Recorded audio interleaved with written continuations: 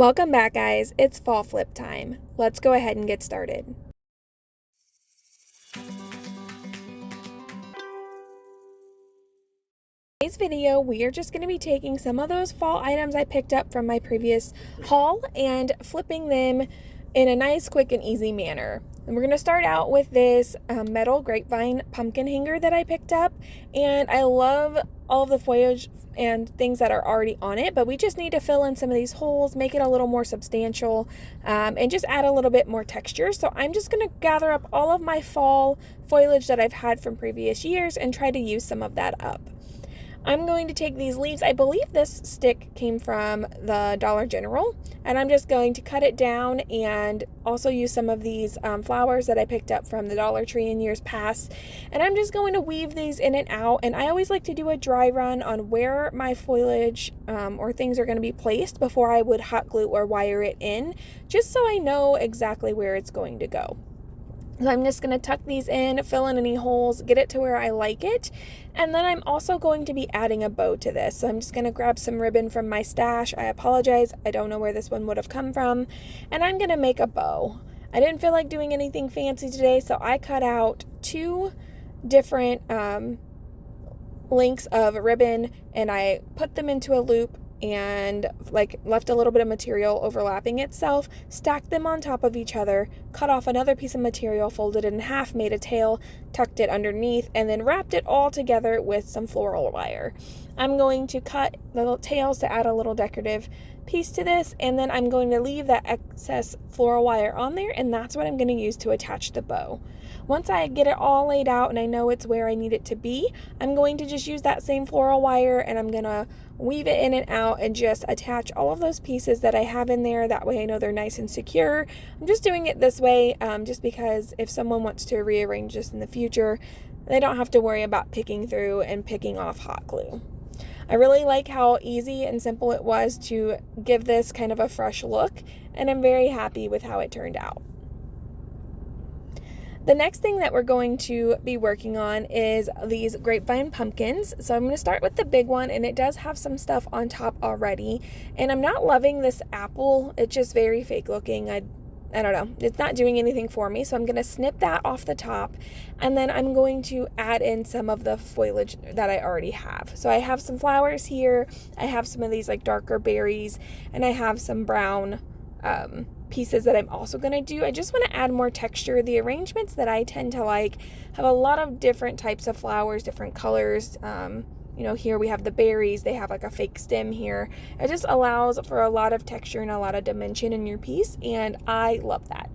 So again, I'm going to do a dry run. I'm just going to tuck all of these flowers and stems and things where I want them to go before securing them.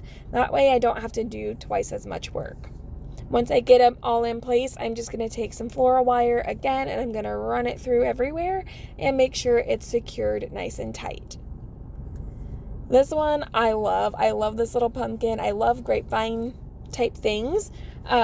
So it doesn't really matter if it's a pumpkin or a wreath or whatever. I just tend to be drawn to it. So I think this turned out great. You guys can let me know in the comments which one of these items is your favorite.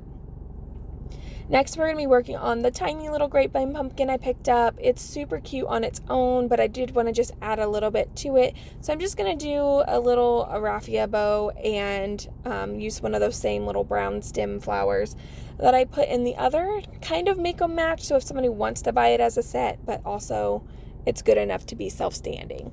So I attached the bow, I just wrapped it around and tied it, and then I tucked that flower, sorry, I don't know the names of flowers, but I just tucked that right into the wire that was already built in to the grapevine. And we're going to call that a day on this one as well. The next project we are working on are these two, the set of ceramic pumpkins. They're super cute. They have adorable little faces, but they are a little dark and dingy for what I'm wanting them to be. They just look so happy. I want to make them look more happy. So I'm going to brighten them up with some clear wax and the orange chalk paint. So if you don't know, you can mix a tint into your clear wax to get whatever color wax you need. It doesn't tend to matter what type of paint it is. well, I say that, I don't know if you can use like an oil paint, but like I use acrylic and chalk paint all the time, and it's never caused issue as long as the ratio is more wax than it is paint. So I'm just going to mix it up to get the color that I want, and then I'm going to use a stencil brush or a rough brush and paint all over the entire surface, including the eyes and the nose and the mouth. And I'm going to paint it all on, and then just get a dry paper towel, and I'm going to start wiping it off. So these these ceramic pumpkins have a lot of creases and divots and ridges in them, and so I want this wax to stick in there, and then I'm just going to wipe it off of the surface.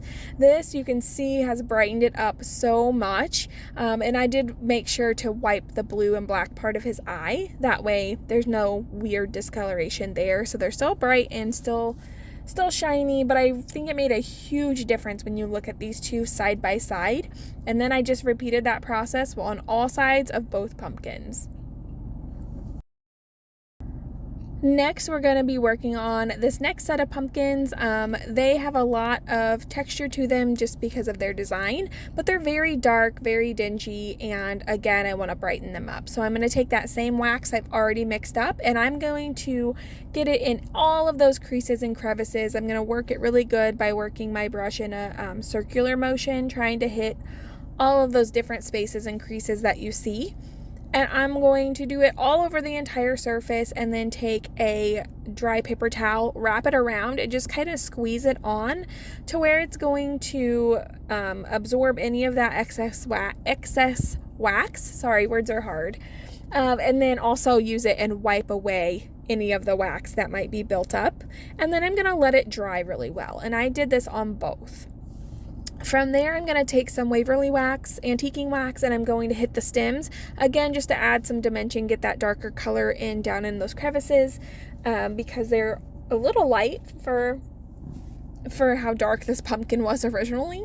But I'm just going to do the same thing, paint it on, and then blob it off with the paper towel. And then I did hit the leaf on there with some sage paint.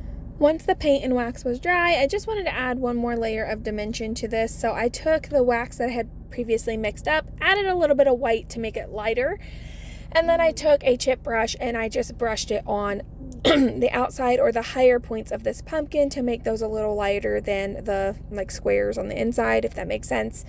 And I let that dry as well. Let me know what you think about these in the comments below. Last but not least, we have this really cute owl. I think he's really cute as is, and owls do well in my booth. However, not like this. If I don't paint them up or do something with them, they tend to just sit there. So I'm just going to add some white chalk paint to him. So I'm going to do 2 layers of chalk paint. I'm going to go ahead and do 1. Paint it on all over with this smooth bristle brush, and then I'm going to use my heat gun to dry it. Once it's fully dry, I'm going to go in with a second layer, make sure it has really good coverage, and then also dry that with my heat gun. Once it's completely dry, I'm going to come back through and I'm going to give it a wet distress using a baby wipe, and then I also like to keep a dry paper towel on hand. That way, if it does get too much liquid or too like wet, it'll start get like this tacky feeling, and I could just wipe the excess away to avoid that. And I'm just going to rub that baby wipe all over the high points on this, so like the bumpy parts around his eyes, on his wings, his chest, his back. And all I'm going to do is bring out those features and give this some dimension. And once it's all said and done, I'm going to let it dry and then give it a spray with my Rust-Oleum 2X clear and seal it up. That is all of the projects that I have for you today. I know this is a quick one, and I know these were pretty simple, but sometimes those are the best type to have. Not everything can be overly complicated, and not everything can be 20 steps long. So I hope you enjoy this. I hope I showed you a way that you can quickly take something and update it and give it its second life. So give me a thumbs up on this video if you enjoyed it. Consider subscribing to my channel. I'm going to take you in for a closer look, and I'll see you next time.